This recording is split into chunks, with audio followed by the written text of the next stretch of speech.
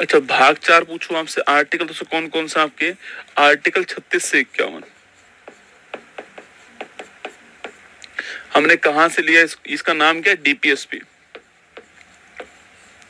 ठीक है, डीपीएसपी की फुल फॉर्म क्या आपके, direct principle for state policy, मतलब कि राज्य के नीति निर्देशक तत्व, राज्य के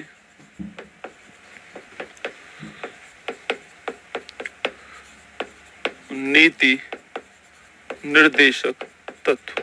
ठीक है, direct direct direct principle for state policy, राज्य की नीति निर्माण में जो सहायक एलिमेंट्स होते हैं वो आपके यहाँ पर होते हैं। ठीक है, राज्य जो भी पॉलिसी लेकर आती है, राज्य जो भी योजनाएं चलाती है, वो इन्हीं के बेस पर चलाती है। जैसे कि मनरेगा हो गया, या चिरंजीवी 200 योजना हो गया, या पोषण के लिए योजना हो गया, वो सब आपके इन्हीं बेस पे चलाती है, आपको ध्यान रखना है। ठीक है, चलिए आर्टिकल 36 से 51 जो है ना। अच्छा, पूछूं आपसे, देश कौन सा है, आयरलैंड। जहां से इनको ग्रहण किया गया वो देश कौन सा है, वो देश आपका आयरलैंड हो गया। ठीक है, सवाल पूछे कि भाई प्रस्तावना जो है आपके, उस प्रस्तावना में सामाजिक, आर्थिक और राजनीतिक न्याय की जो बात की गई है, उसका उल्लेख संविधान में कहां पर, डीपीएसपी में। तो देखिए, प्रस्तावना में जो न्याय की बात, जो न्याय में भी कौन कौन सा, सामाजिक न्याय,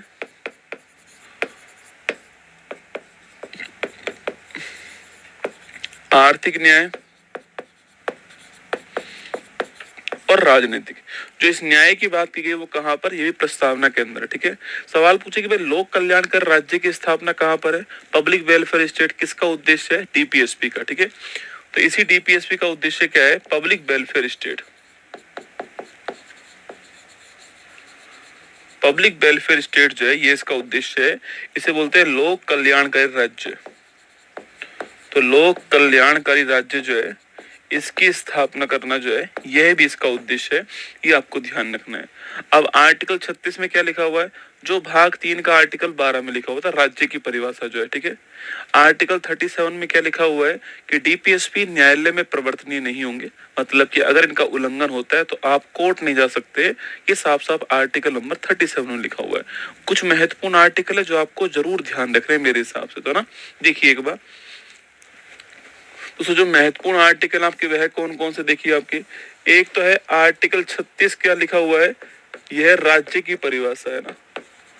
जो राज्य की परिभाषा है वो कहां पर है, आर्टिकल नंबर 36 के अंदर। ठीक है, आर्टिकल 37 में क्या लिखा हुआ है आपके, तो लिखिए कि डीपीएसपी न्यायालय में क्या होंगे, डीपीएसपी न्यायालय में प्रवर्तनीय होंगे, न्यायालय में प्रवर्तनीय होंगे, आपको ध्यान रखना है। ठीक है, प्रवर्तनीय तो नहीं होंगे। ठीक है, प्रवर्तनीय नहीं होंगे, ये आपको ध्यान रखना है। मतलब कि अगर डीपीएसपी का उल्लंघन हुआ तो आप कोर्ट नहीं जा सकते, सीधी सी बात है। फंडामेंटल राइट का उल्लंघन हुआ तो आप कोर्ट जा सकते हो, क्योंकि डीपीएसपी का अगर उल्लंघन होता है तो आप कोर्ट नहीं जा सकते, ये आपको ध्यान रखना है। ठीक है, तो डीपीएसपी न्यायालय में प्रवर्तनीय नहीं है, ध्यान रखिएगा। तो अगला क्वेश्चन आपके सामने, तो अगला क्वेश्चन पूछूं आपसे, क्या फंडामेंटल राइट है, तो फंडामेंटल राइट है, ध्यान रखना है। ठीक है, तो अगला क्वेश्चन 38 पूछूं आपसे, आर्टिकल लिखना आपके, तो लोक कल्याणकारी राज्य की स्थापना कहाँ लिखी हुई है, यह 38 में लिखी हुई है ना। तो लोक कल्याणकारी राज्य जो है, इसकी स्थापना, या मैं कहूँ आपसे डीपीएसपी का उद्देश्य कहाँ लिखा हुआ, आर्टिकल नंबर 38 के अंदर डीपीएसपी का उद्देश्य लिखा हुआ है। ठीक है, तो इसके बाद आर्टिकल नंबर 39, किसकी बात करूं मैं आपसे, आर्टिकल नंबर 39 की बात करूं। अब 39 में ए, 39 में बी, 39 में सी, दोस्तों ऐसे दिए गए ना, A B C D. Small letter लिखूंगा मतलब आपके वह संविधान में पहले से था, कैपिटल लिखूंगा मतलब दोस्तों आपके वह संविधान में बाद में जोड़ा गया। ठीक है, लिखिए दोस्तों 39 में आपकी जो स्मॉल ए है, आपके 39 स्मॉल ए पूछूं आपसे, तो इक्वल अपॉर्चुनिटी की बात करता है ना, चाहे महिला हो और चाहे पुरुष हो आपके, चाहे महिला हो और चाहे पुरुष हो, दोनों को समान अवसर मिलने चाहिए कार्य करने के लिए, इक्वल अपॉर्चुनिटी फॉर ऑल होनी चाहिए, वो 239 ए कहता है। ठीक है, 39 बी कहता है संसाधनों का जो आवंटन है आपके, अलोकेशंस ऑफ रिसोर्सेज जो है, ये 39 बी में लिखा हुआ है ना। संसाधनों का जो आवंटन है ये कहाँ लिखा हुआ है, ये आपके 39, हम लोग पढ़ते नहीं है इनको, पेपर में सवाल पूछ लेता है दोस्तों, हम नहीं पढ़ते इनको ना। 39C क्या लिखा हुआ आपके, 39C दोस्तों लिखा हुआ आपके कि संसाधनों का केंद्रीकरण नहीं होगा, मतलब किसी एक के पास सारे संसाधन हो और अन्यों के पास संसाधन बिल्कुल भी ना हो आपके, ये नहीं होना चाहिए। संसाधनों का विकेंद्रीकरण होना चाहिए ना। तो लिखना 39C जो है यह संसाधनों के केंद्रीकरण पर रोक लगाता है ना। संसाधनों का जो केंद्रीकरण है इसके ऊपर रोक लगाता है, आपको ध्यान रखना है। संसाधनों के केंद्रीकरण पर रोक कौन लगाता है, ये 39C लगाता है, आपको ध्यान रखना है, ठीक है। 39D एग्जाम के लिए महत्वपूर्ण है, समान कार्य के लिए समान वेतन, है ना। तो 39D जो है यह क्या है, समान कार्यों के लिए समान वेतन। तो समान कार्यों के लिए समान वेतन जो है ये कहाँ पर है, ये 39 आपके डी के अंदर, महत्वपूर्ण क्वेश्चन, ठीक है। और सो लिखिए आपके 39 कैपिटल ए, देखिए 39 कैपिटल ए। अब एक कैपिटल ए है तो मैंने आपसे पहले ही कहा आपके कि ये 42वां संविधान संशोधन जो है इसके द्वारा जोड़ा गया और इसका उद्देश्य क्या आपके, इसका उद्देश्य है निशुल्क कानूनी सहायता, फ्री लीगल एड, ना।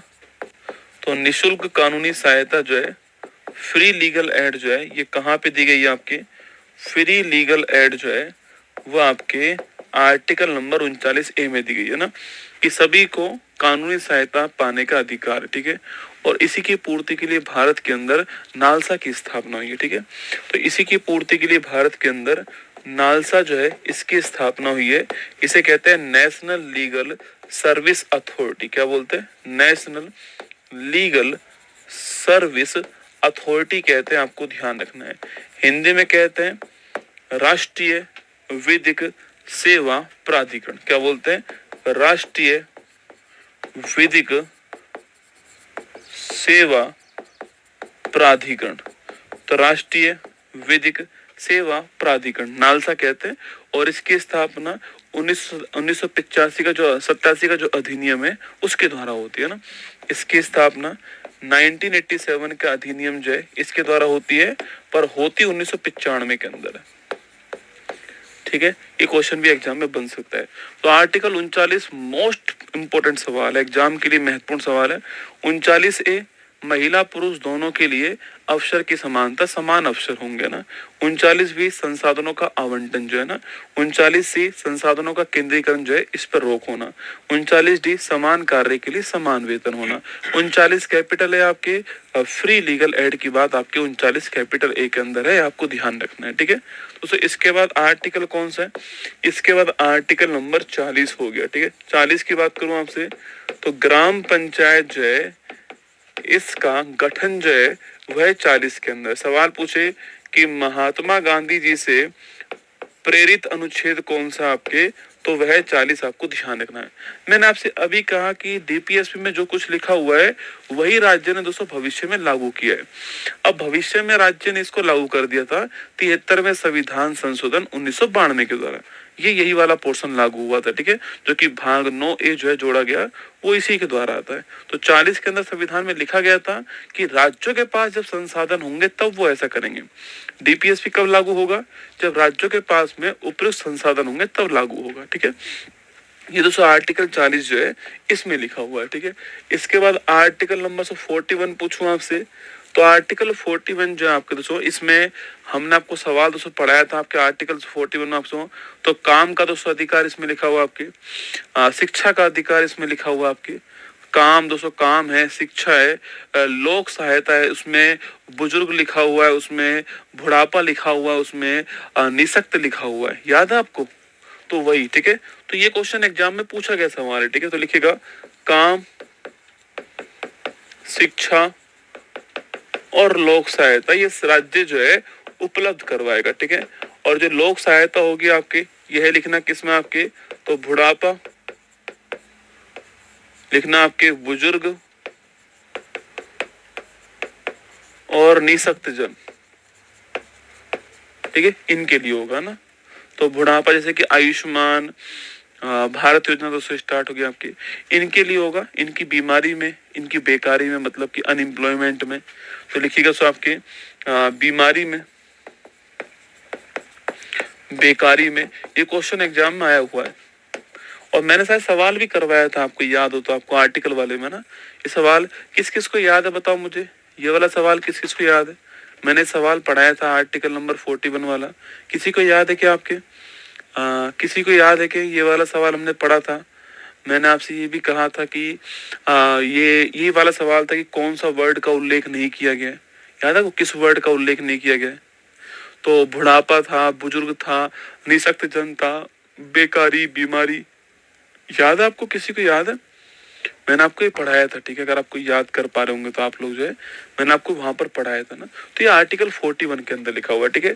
जो मनरेगा बेटा आया हुआ है ना आपके, जो नरेगा आया था, नरेगा याद है आपको? National rural employment guarantee act, ठीक है। पहली बात तो नरेगा दोस्तों योजना नहीं है, नरेगा एक अधिनियम है ना, एक्ट है, ठीक है।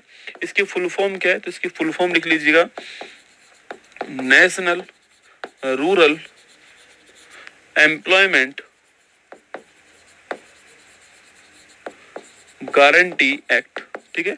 और 21 वर्ष का है, 2005 का अधिनियम है।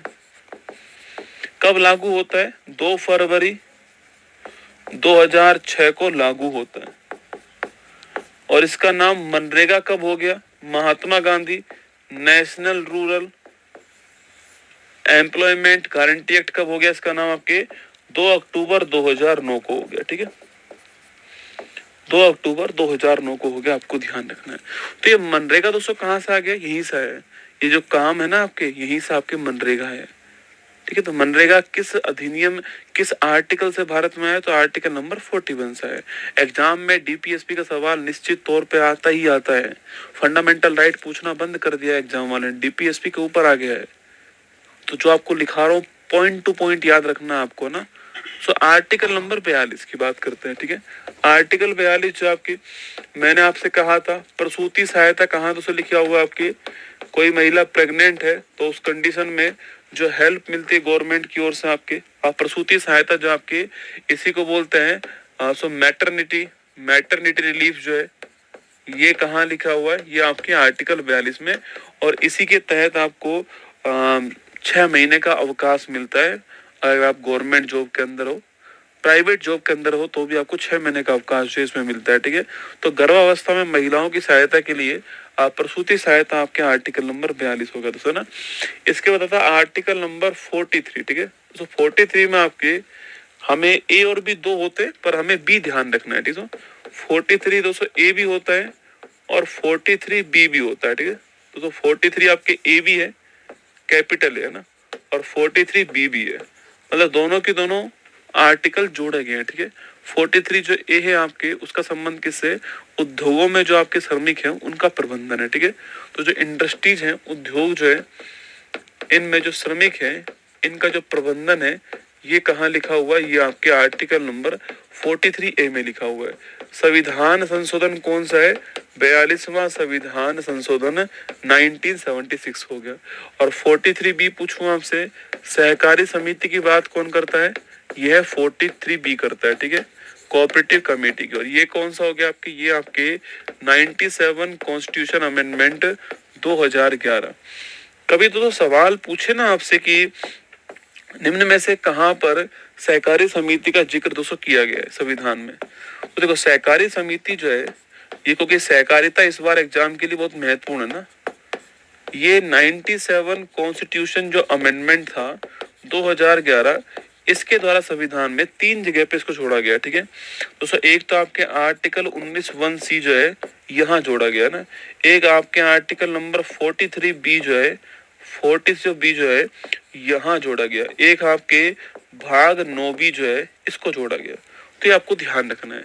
सहकारी समिति भारत में 3 जगह पर दोस्तों ना, एक तो फंडामेंटल राइट के अंदर जोड़ा गया इसको, एक डीपीएसपी में जोड़ा गया है, और एक अलग से भाग जो है, भाग 9 भी जो है, ये भी इसमें जोड़ा गया।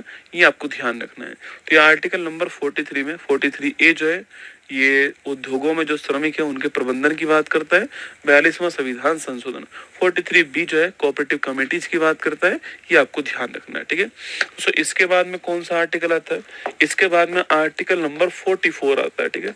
तो आर्टिकल 44 जो है, यूनिफॉर्म सिविल कोड की बात करता है ना। यूनिफॉर्म सिविल कोड की बात करता है, ठीक है। तो यूनिफॉर्म सिविल कोड का मतलब है समान नागरिक संहिता। किसकी बात करता है? समान नागरिक संहिता की बात करता है। अभी क्वेश्चन दिखाऊंगा आपको, क्वेश्चन दिखाऊंगा, एक बार जो है ओवरव्यू दे रहा हूँ आपको कि भाई डीपीएसपी में क्या क्या कहाँ कहाँ पे लिखा हुआ है, ठीक है। तो यूनिफॉर्म सिविल कोड का मतलब दोस्तों ये होता है, देखो हमारे यहाँ पर किसी ने मर्डर किया तो सजा का प्रावधान एक है, चाहे वो हिंदू हो, चाहे मुस्लिम हो, चाहे जैन हो, चाहे पारसी हो, चाहे सिख हो, सभी के लिए आपके एक समान सजा जो है उसका प्रावधान किया गया है। लेकिन दोस्तों हमारे यहाँ पर विवाह के मामले में, तलाक के मामले में, उत्तराधिकार के मामले में, गोद लेने के मामले में, विरासत के मामले में, सभी धर्मों में आपके कानून जो है वो अलग अलग है। तो उन सबको एक करना जो है ये इसका उद्देश्य है, ठीक है। तो दोस्तों लिखना आपके इसका उद्देश्य, पहली बात तो इसका संबंध आपके सिविल लॉ से है ना, मतलब कि दीवानी कानून से, दीवानी मामलों से है ना। जैसे कि एग्जाम्पल लिखिए आपके, एग्जाम्पल लिखना, विवाह हो गया, तलाक हो गया,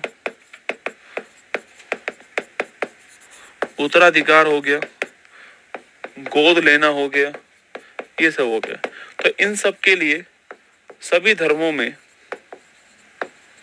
सभी धर्मों में एक समान स्तर का कानून लेकर आना, एक समान स्तर का कानून लाना जो है यही आपकी यूनिफॉर्म सिविल कोड है। ये गोवा के अंदर तो पहले से लागू था, जब पुर्तगाली आए थे ना आपके, तब गोवा में ये लागू था। लेकिन पूछूं आपसे कि भाई बिल पास करके कहाँ लागू किया इसको, तो बिल पास करके उत्तराखंड जो है यहाँ पे लागू किया गया। तो बिल पास करके कहाँ लागू किया? उत्तराखंड जो है यहाँ पे लागू किया।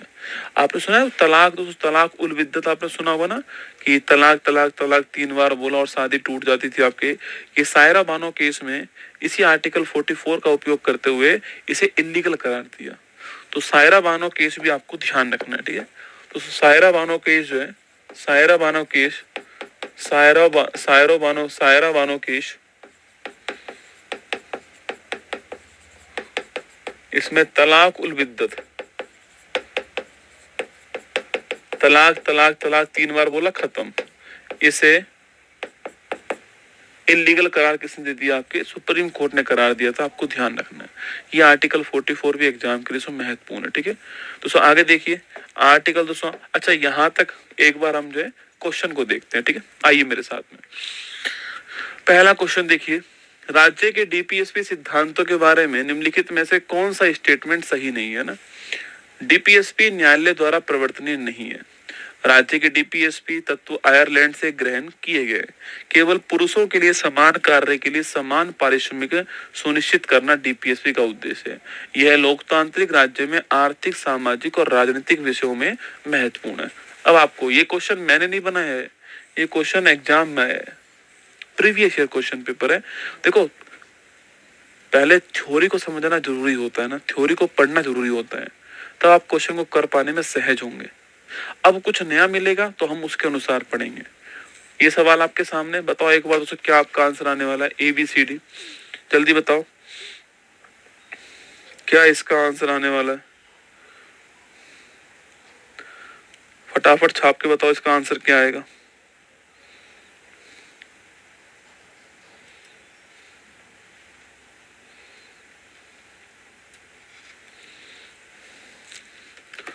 कर दोगे ना, कोई दिक्कत तो नहीं। देखो डीपीएसपी न्यायालय द्वारा प्रवर्तनीय नहीं है, ठीक बात है। राज्य के डीपीएसपी आयरलैंड से ग्रहण किए गए, ठीक बात है। केवल पुरुष, ये केवल पुरुष थोड़ी है, पुरुष महिला दोनों है बेटा ना। समान कार्य के लिए समान वेतन, आर्टिकल 39D, केवल पुरुष नहीं दोनों है, ठीक है। तो ये गलत हो गया है। और आर्थिक, सामाजिक, राजनीतिक न्याय की बात करता है, मैंने आपसे कहा था ये डीपीएसपी में आर्टिकल नंबर 38 के अंदर भी लिखा हुआ है, ठीक है। तो ये भी ठीक है। हमारा आंसर क्या आ गया? ऑप्शन नंबर सी हमारा करेक्ट आंसर। गलत पूछा है ना तो ऑप्शन नंबर सी आ गया। निम्नलिखित कथनों में से गलत को पहचानना है दोस्तों, आइए गलत को पहचानते हैं। भारतीय संविधान के राज्य की डीपीएसपी में कल्याणकारी राज्य का विचार किया गया है। The concept of A welfare state जो है वो डीपीएसपी में किया गया है। आर्टिकल 41 में बेकारी, बुढ़ापा, बीमारी और निशक्तता तथा अन्य अनहर अभाव की दशाओं में लोक सहायता पाने का अधिकार है। राज्य के डीपीएसपी यूएसए के संविधान से ग्रहण किया गया है। राज्य के डीपीएसपी तत्व संविधान के भाग 4 के अनुच्छेद 36 से 51 तक उल्लेखित है। ठीक है, ये सवाल हमने बनाया है ना। तो डीपीएसपी कल्याणकारी राज्य की बात करता है, ठीक बात है। आर्टिकल 41 में बेकारी की बात है, बुढ़ापा की बात है, बीमारी की बात है और निशक्तता की बात की गई, ठीक बात है। इनमें लोक सहायता पाने का अधिकार है। डीपीएसपी संयुक्त राज्य अमेरिका नहीं दोस्तों, आयरलैंड। कहाँ से लिए गए? आयरलैंड से लिए गए। राज्य के डीपीएसपी संविधान के भाग 4 में, ठीक बात है। 36 से 51 के बीच में, ठीक बात है। तो हमारा answer option number C correct answer हो गया। आप कर सकते हो आराम से। आगे देखिए, निम्नलिखित में से किस में कल्याणकारी राज्य का विचार किया गया है? ये प्रीवियस ईयर क्वेश्चन पेपर है, पूछा गया सवाल है कि जो कल्याणकारी राज्य है दोस्तों आपकी, इसका विचार कहाँ पर किया गया है? डीपीएसपी के अंदर। आर्टिकल नंबर 38 जो है, अनुच्छेद नंबर 38 जो है, इसमें पब्लिक वेलफेयर स्टेट की बात कही गई है। मैंने आपसे अभी कहा, ठीक है। डीपीएसपी करेक्ट आंसर है। डीपीएसपी को मोटे तौर पर 3 व्यापक श्रेणियों में वर्गीकृत किया गया है। निम्नलिखित में से कौन सा दोस्तों वर्गीकरण आपके हिस्सा नहीं है? ठीक है, उदारवादी, समाजवादी, गांधीवादी, सत्तावादी। अब देखो, ये नया सवाल दोस्तों आपके सामने है, समझने वाला सवाल दोस्तों, टफ सवाल नहीं है आपके, समझने वाला सवाल है कि इन चारों में से कौन से लक्षण आपके डीपीएसपी जो है दोस्तों उसमें नहीं है। ठीक है, इन चारों में से कौन से लक्षण आपके डीपीएसपी जो है दोस्तों उसमें नहीं है। ये समझने वाला सवाल आपके सामने यहाँ पर। ठीक है, इन चारों में से कौन से लक्षण आपके डीपीएसपी के अंदर नहीं है, ये आपके समझने वाला सवाल जो है आपके सामने। देखो दोस्तों, उदारवादी आपके लक्षण दोस्तों हमारे संविधान में है क्या? दोस्तों बिल्कुल है आपके। आर्टिकल 44, देखो ये एग्जाम में सवाल पूछ लेता है कभी कभी। सो आर्टिकल 44, अभी मैं आपका आगे आर्टिकल 45 पढ़ाऊंगा। ठीक है, 45 जो आपके एजुकेशन वाला दोस्तों ये भी आता है। आर्टिकल 48 कृषि पशुपालन जो आपके वो लिबरल जो आपके उसमें बात करता है। 48A जो आपका पर्यावरण संरक्षण वाली बात आपके उसमें वो कही है ना। आर्टिकल 49, 50, 51, ये सारे आर्टिकल आपके उदारवादी है ना, लिबरल दोस्तों वो है। ठीक है, समाजवादी पूछूं आपसे, जहां पर रिसोर्सेस के बराबर बंटवारे की बात है, जहां पर जो पीछे रह गया उसको आगे लाने की दोस्तों बात की गई आपके, वो समाजवादी कहलाता है। ठीक है, जैसे कि आर्टिकल 38 है, लोक कल्याणकारी राज्य की स्थापना होगी। ठीक है, आर्टिकल 39 का पूरा आर्टिकल याद करो, समान कार्य के लिए समान वेतन मिलेगा, तो बराबरी की बात हो रही है ना। 39 में संसाधनों का आवंटन आपकी किया जाएगा, केंद्रीकरण पे रोक लगेगा। आपके समाजवादी है ना कि केंद्रीकरण पे रोक लगेगा। ठीक है, मैं भी तो यही कह रहा हूँ कि संसाधन सभी में बराबर बट जाएंगे। समाजवादी का मतलब क्या होता है? सभी में बटना है ना। तो 39A, जिसके पास पैसा नहीं है उसको भी कानून सलाह लेने का अधिकार है, निःशुल्क विधि का अधिकार जो आपके वो उसके पास में भी है। तो ये समाजवादी 200 पॉइंट हो गया। ठीक है, 41 बेकारी, बीमारी, बुढ़ापा, उसमें भी आपको जो है लोक सहायता पाने का अधिकार है। जो पीछे रह गया है उसको आगे लाना, ये क्या है? समाजवाद। कंसेप्ट ध्यान रखना है, जो पीछे रह गया उसको आगे लाना समाजवाद दोस्तों ना। और 42 पूछूं आपसे दोस्तों, प्रसूति सहायता जो अफोर्ड नहीं कर सकती है उसको सरकार जो है आपके मैटरनिटी रिलीफ जो है वो देने वाली। ठीक है, तो 42 दोस्तों ना। इसके अलावा 43 हो गया आपके, 43A जो है ये हो गया ना, मतलब कि उद्योगों में श्रमिक जो है आपके उनके प्रबंधन की बात। ठीक है, 47 जो पोषण प्राप्त नहीं कर पा रहा है उसको पोषण मिलना चाहिए ना। तो ये समाजवाद के दोस्तों आर्टिकल हो गए। ठीक है दोस्तों, गांधीवाद जो बचे हुए सारे दोस्तों गांधीवाद हो गए। ठीक है, जैसे मैंने अभी तो कहा आपसे, आर्टिकल 40 दोस्तों गांधीवाद है।